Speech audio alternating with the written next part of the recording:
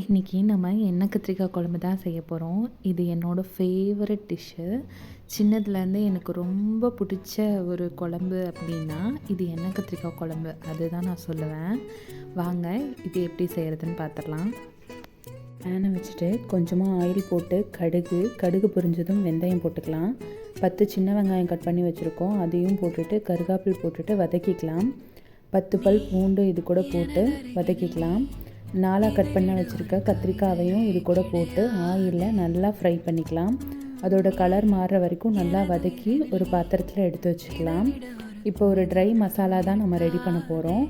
அதுக்கு ஒரு பேனை வச்சுட்டு கொஞ்சமாக ஆயில் ஊற்றிட்டு 10 வரமிளகாய், 1/4 ஸ்பூன் மிளகு, 1/4 ஸ்பூன் சீரகம், 4 ஸ்பூன் வரமல்லி இதெல்லாம் போட்டு ட்ரை ரோஸ்ட் பண்ணிக்கலாம். நல்லா ரோஸ்ட் பண்ணி எடுத்து ஒரு பிளேட்டுக்கு மாற்றி வச்சுக்கலாம்.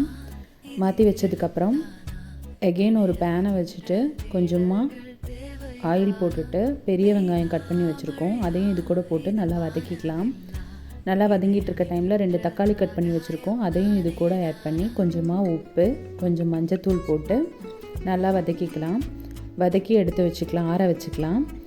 இப்போ ஜாரை வச்சுட்டு கொஞ்சமாக தேங்காய், நம்ம ரோஸ்ட் பண்ணி வச்சுருக்கிற வரமிளகாய், மல்லி இதெல்லாம் ஆட் பண்ணி நல்லா ஒரு பேஸ்ட்டை அரைச்சிக்கலாம். ஸ்டவ் ஆன் பண்ணிவிட்டு பேனை வச்சுட்டு நம்ம அரைச்ச பேஸ்ட்டையும் இந்த வதக்கி வச்ச மசாலாவையும் இது கூட ஆட் பண்ணி பேஸ்ட்டை இது கூட ஆட் பண்ணிக்கலாம்.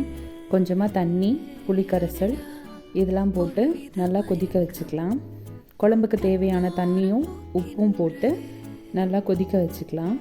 நல்லா கொதித்ததுக்கப்புறம் நம்ம ஆல்ரெடி வதக்கி வச்சுருக்க கத்திரிக்காவை இது கூட சேர்த்து கலந்து விட்டுக்கலாம். நல்லா கலந்து விட்டதுக்கப்புறம் கொதிக்க வச்சுக்கலாம். அது நல்லா கொதித்ததுக்கப்புறம் கொத்தமல்லி தூவி கொஞ்சம் நேரம் மூடி போட்டு நல்லா கொதிக்க வச்சுக்கலாம்.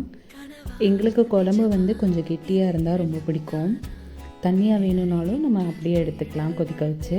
கெட்டியாக வேணும்னாலும் மூடி வச்சு எடுத்தோம்னா சுவையான எண்ணெய் கத்திரிக்காய் குழம்பு ரெடி. இது போல் ட்ரை பண்ணிவிட்டு கமெண்ட் பண்ணுங்கள், சேனலை சப்ஸ்கிரைப் பண்ணுங்கள்.